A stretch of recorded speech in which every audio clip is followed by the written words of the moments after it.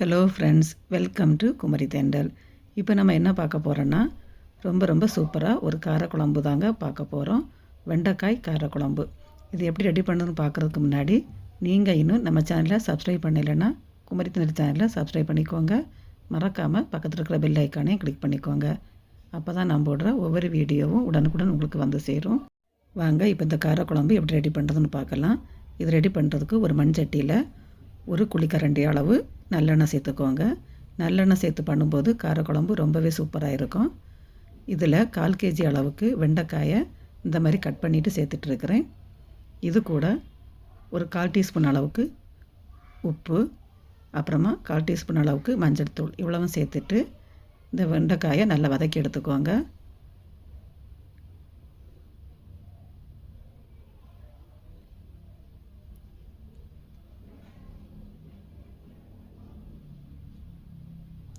பாருங்கள், வெண்டைக்காய் நல்லா வதங்கி வந்துட்டுருக்குது. இந்த அளவுக்கு வதங்கி வந்தாலே போதும். இப்போ இதை வேறொரு பாத்திரத்துக்கு நம்ம மாற்றிடலாம்.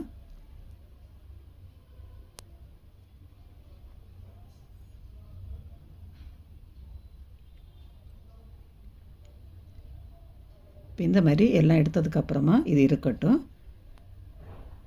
இப்போ இதே கடாயில் கொஞ்சமாக எக்ஸ்ட்ராவாக எண்ணெய் சேர்த்துக்கோங்க.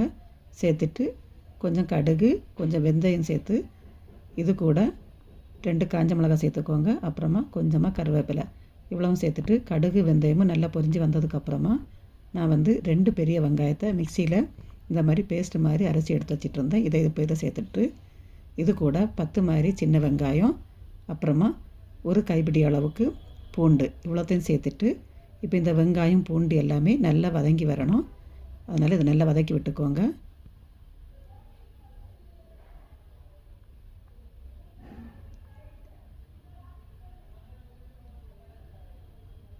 இப்போ நம்ம சேர்த்துட்டு இருந்த வெங்காயம் பூண்டு எல்லாமே நல்லா வதங்கி வந்துட்டுருக்குது.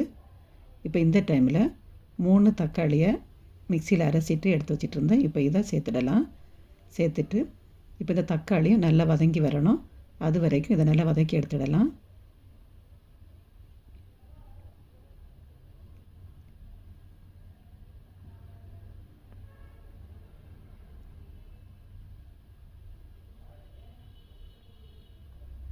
பாருங்கள், நல்லா எண்ணெய் விட்டு தக்காளி நல்லாவே வதங்கி வந்துட்டுருக்குது. இந்த அளவுக்கு நல்லா வதங்கி வரணும்.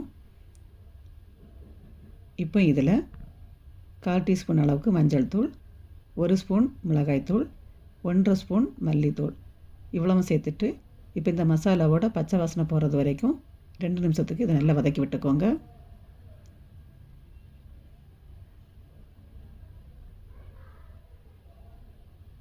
இப்போ இந்த மாதிரி நல்லா வதங்கி வந்ததுக்கப்புறம் ஒரு நெல்லிக்காய் சைஸ் புளியை தண்ணியில் கரைச்சிட்டு எடுத்து வச்சிட்டு இருந்தேன். இந்த தண்ணியை மட்டும் இப்போ நம்ம இதில் சேர்த்துட்டு ஒரு 2 நிமிஷத்துக்கு இதை நல்லா கொதிக்க விட்டுக்கோங்க.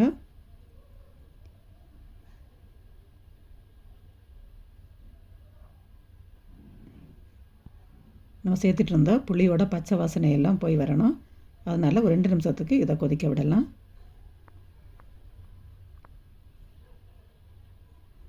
இப்போ இந்த டைமில் ஒரு கைப்பிடி அளவு தேங்காவை மிக்சியில் அரைச்சிட்டு அந்த பேஸ்ட்டை இதில் சேர்த்து நல்லா இதை மிக்ஸ் பண்ணி விட்டுக்கோங்க. இப்போ இந்த டைமில் இந்த குழம்புக்கு தேவையான அளவு தண்ணியை இப்போ நம்ம சேர்த்துடலாம். சேர்த்துட்டு இதையும் நல்லா கலந்து விட்டுக்கலாம்.